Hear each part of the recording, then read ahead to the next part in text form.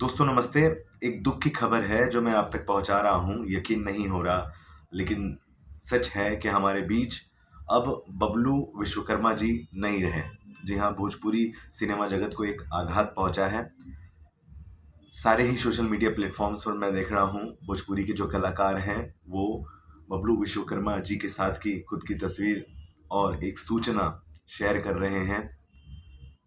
बताया जा रहा है कि 5-6 घंटे पहले ही उन्होंने एक पोस्ट किया था अपने ही सोशल मीडिया प्लेटफॉर्म से।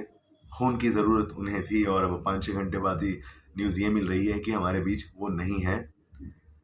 बबलू विश्वकर्मा जी बहुत अच्छे वीडियो एडिटर रहे हैं, बहुत अच्छे कलाकार रहे हैं। जब भी आते थे पर्दे पर तो अपनी अलग ही छाप छोड़कर जाते थे। इसके अलावा उनकी बहुत ज़्यादा जो खासियत थी वो ये थी कि सोशल मीडिया पर लोगों से जुड़े हुए होते थे। हर किसी की पोस्ट पर अपनी प्रतिक्रियाएं, अपनी राय देते थे और बहुत ही प्यारे इंसान, हंसमुख चेहरा अब हमारे बीच नहीं है। भोजपुरी सिनेमा के एक रत्न को हमने खो दिया है और श्रद्धांजलि आप दे जाकर कमेंट बॉक्स में। नमस्ते।